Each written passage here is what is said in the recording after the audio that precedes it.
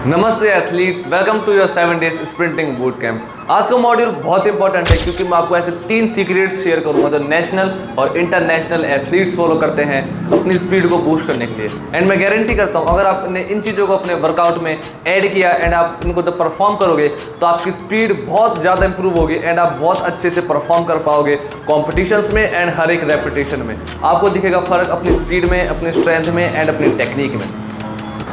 Push back, इसका मतलब है जब भी आप रेपिटेशन लगाते हो या compete करते हो कंपटीशन में, आपको ग्राउंड को पीछे पुश करना है। एंड सबसे मेन बात, जब भी आप रनिंग करो एंड जब भी आप कंपटीशन में परफॉर्म करो तो आपको ध्यान रखना है जो आपका पैर है वो आपके हिप के नीचे लैंड करना चाहिए। एंड जब आपका पैर आपके हिप के नीचे लैंड करेगा तो आपको ग्राउंड को पीछे पुश करना है, जिससे आप एक एक्सेलरेशन फोर्स लगाओ ग्राउंड में और उससे आपकी बॉडी अपने आप ही आगे प्रोपेल होगी। इसका मतलब आप बिना एफर्ट लगाए बहुत अच्छे से अपनी स्पीड को बूस्ट कर सकते हो।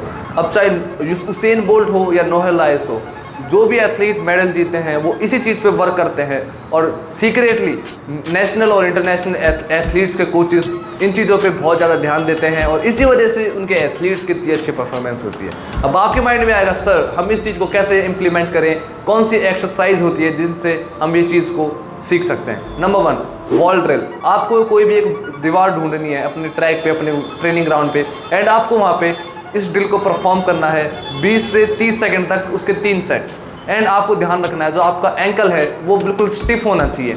स्टिफ होएगा तो ही अच्छे से एक्सरसाइज परफॉर्म करेंगे। Number 2, elasticity. आपको ये ध्यान रखना है जब भी आप रनिंग करो या जब भी आप परफॉर्म करो तो आपका जो एंकल है, जो आपकी टेंडरन मसल है, वो बहुत ज़्यादा स्टिफ होनी चाहिए। इसका मतलब जब भी आप रनिंग करते हो आपका पैर ज़मीन पे टच होते ही वापस ऊपर आ जाना चाहिए। मतलब आपका पैर ग्राउंड पे बहुत देर तक नहीं होना चाहिए। ग्राउंड कांटेक्ट टाइम बहुत थोड़ा सा होना चाहिए। अगर आपका ग्राउंड कांटेक्ट टाइम बहुत ज़्यादा होगा तो आपकी स्पीड बहुत ज़्यादा रुकेगी एंड आप स्पीड में नहीं दौड़ पाओगे। जैसे कोई भी इंटरनेशनल एथलीट होता है, चाहे उसेन बोल्ट हो गए, चाहे नोएल लाइल्स हो गए, चाहे क्रिश्चियन कोलमैन हो गए, उन सब के एंकल आप कभी देखोगे तो देखना उनके एंकल बहुत ज़्यादा स्टिफ होते हैं। जैसे उनका पैर ग्राउंड पे टच होता है उनका पैर तुरंत वापस ऊपर उठ जाता है, उनका पैर ज़मीन पे बहुत देर तक नहीं रहता। अब आपको भी ये चीज़ को सीखना है। अब उसके लिए बहुत सी एक्सरसाइजेज होती हैं, लेकिन मैं आपको सब चीज़ें एक साथ नहीं बता सकता, इसलिए आपको मैं कुछ एक्सरसाइज बता रहा हूँ जो आप अभी इंप्लीमेंट करके रिजल्ट्स देख सकते हो। नंबर 1, आपको आइसोमेट्रिक्स होल्ड करने हैं। मैं आपको कुछ एक्सरसाइज की लिस्ट सेंड करूँगा आज, आपको वो चीज़ें देखनी है एंड आपको वो चीज़ें इंप्लीमेंट करनी है। नंबर 2, आपको पोगो जंप्स इंप्लीमेंट करनी है अपने वार्म अप में एंड अपने वर्कआउट के अंदर। नंबर 2, आपको स्किपिंग ऐड करनी है आपके वर्कआउट के अंदर एंड उसी के साथ आपको आपकी टेंडरन मसल को ट्रेन करना है जिससे उसके अंदर स्ट्रेंथ आए एंड आप बहुत अच्छे से परफॉर्म कर सको। Number 3, recovery and mobility.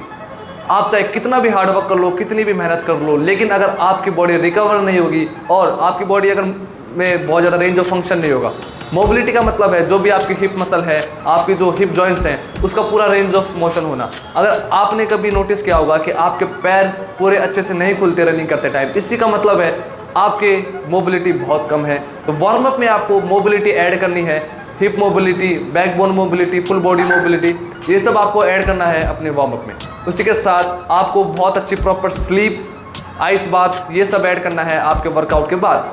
जब भी आप बहुत इंटेंस वर्कआउट करो तो आपको ध्यान रखना है वीक में एक बार आपको आइस बाथ करना है आपके वर्कआउट के बाद, जिससे आपकी बॉडी बहुत अच्छे से इंप्रूव करेगी, बहुत अच्छे से रिकवर करेगी एंड आप फिर देखना कुछ हफ्ते बाद आप बहुत अच्छा परफॉर्म कर पाओगे।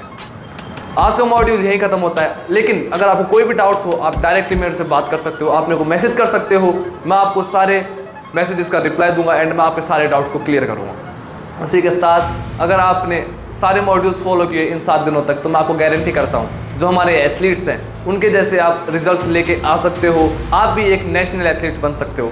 We will meet tomorrow. कल का मॉड्यूल बहुत इंपॉर्टेंट है। कल मैं आपको बताऊंगा कि आप स्टार्टिंग के 30 मीटर में कैसे सबको पीछे छोड़ सकते हो, आप अपने स्टार्ट को कैसे बेस्ट बना सकते हो ओलंपिक एथलीट की तरह। तो कल का मॉड्यूल बिल्कुल भी मिस नहीं करना। कल मैं आपको बताऊंगा सीक्रेट्स ऑफ स्टार्ट।